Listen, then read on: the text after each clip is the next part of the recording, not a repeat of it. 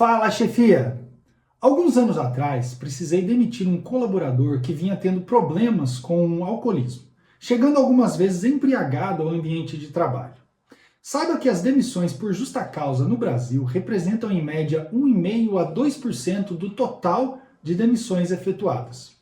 O caso em questão já vinha sendo acompanhado pela assistente social que prestava esse serviço para a empresa e fui aconselhado a seguir com o desligamento sem justa causa, se fosse possível. Havendo também a concordância do RH a esse respeito, assim fizemos.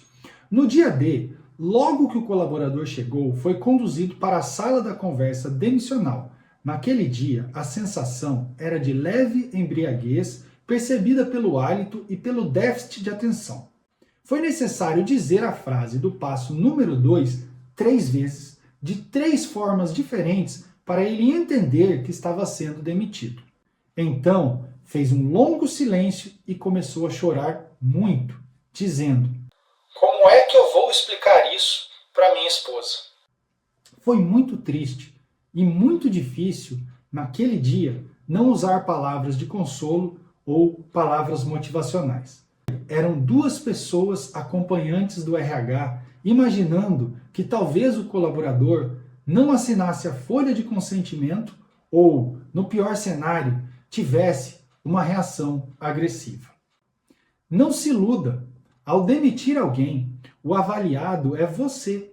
E a forma como você é capaz de lidar com todo o processo que envolve uma demissão, incluindo a forma como você conduz a derradeira conversa demissional, acende uma luz acima da sua cabeça, te destacando positivamente, ou acende uma fogueira abaixo dos teus pés, te destacando negativamente. Você já parou para pensar nisso? Sim, chefia, o avaliado é você. Afinal, após a conversa demissional, somente a sua jornada na empresa terá continuidade e somente você terá um novo ciclo de avaliação do desempenho. As demissões que você fez e como as fez farão parte do seu processo de avaliação do desempenho no próximo ciclo, ainda que de forma velada e não sendo formalmente um item explícito na conversa de feedback com o seu chefe. A habilidade de saber demitir é algo que não está tendo muito por aí, se é que você me entende. E por isso é bastante apreciada por qualquer empresa ou departamento de RH. Seja qual for a justificativa da demissão, ela já foi tomada antes da conversa que você irá conduzir. Não é uma conversa de avaliação ou de feedback. Lembre-se disso, não é uma negociação. Guarde isso, pois é um comunicado de uma decisão que já está tomada e que naquele momento está sendo formalizada em uma conversa entre chefe e ex-colaborador. Assim que você disser o passo número 2, já é essa situação. Nada que a pessoa demitida faça está sendo avaliado.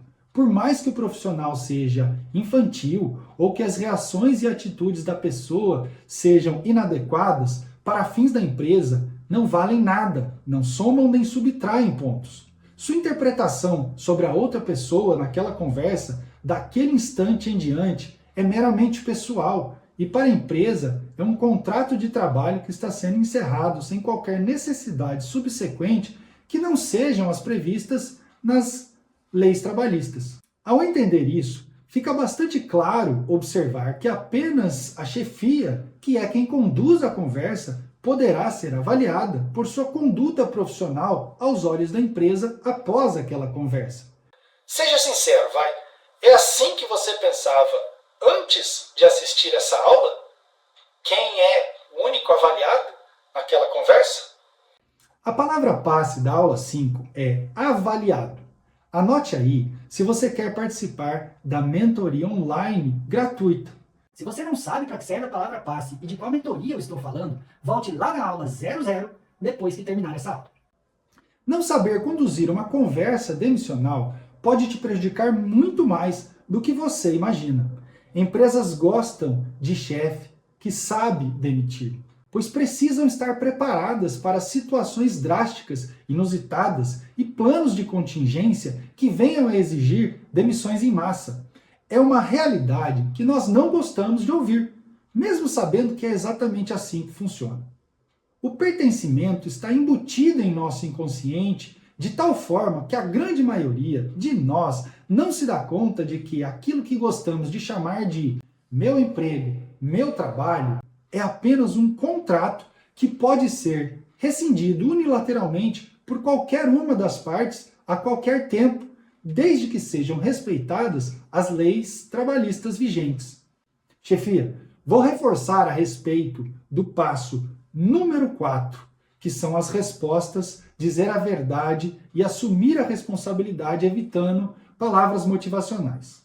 Não importa a situação, assuma a responsabilidade da decisão. Diga que foi sua decisão. As piores conversas demissionais em que estive ou conduzi tiveram esse fator ignorado. O erro de delegar ou transferir a decisão tomada para algo ou alguém fora da sala costuma não ser bom para o andamento da conversa.